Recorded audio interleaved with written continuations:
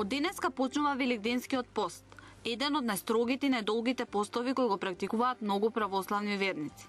Великденскиот пост трае 48 дена, од прочка до Великден, од чист понеделник до Лазарова сабота и од светници до Великден.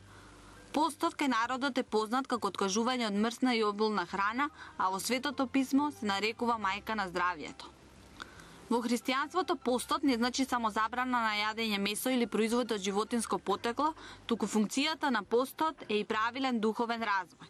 И во никој случај постот не значи диета. Постот е послушание.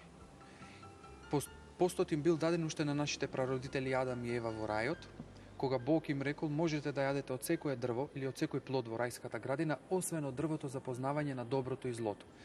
Не дека дрвото за познавање на доброто и злото само по себе нешто лошо значело, туку едноставно било послушание. Се ви дозволувам да јадете, но ова нема да јадете. И кога тие, Адам и Ева, ја прекршиле таа заповед Божја, односно го нарушиле послушанието и вкусиле од плодот, тогаш нели ги добиле оние последици по душата и по телото, а тоа се разните болести, смртта, значи и духовната смрт, но и телесната смрт и така натаму. Значи постот е послушание. Имајќи го тој пример, црквата устроила и ние верниците да се принудуваме под наводници на таков тип на послушание во текот на годината и да постиме за да ги добиеме благодетите од тоа послушание. Значи не е важен само телесниот пост и постот никогаш не е диета, како што многумина го разбираат, туку секогаш треба да биде поврзан со активно учество во црковниот живот. Што значи тоа?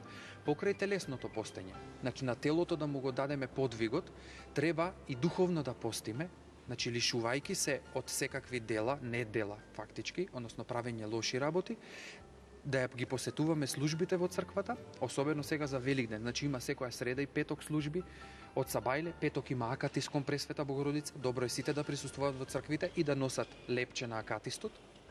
Потоа имаме служби во саботата и во неделата, во првата недела се служи така наречениот покаен канон на Свети Андреј Критски и така натаму.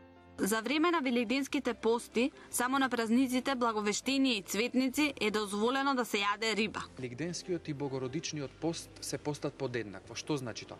Од понеделник до петок, од почетокот до крајот на постот се пости без масло, сабота и недела се јаде храна сготвена со масло, односно зејтин, а риба се јаде единствено на цветници и на благовештение, доколку некој не е во можност така да пости.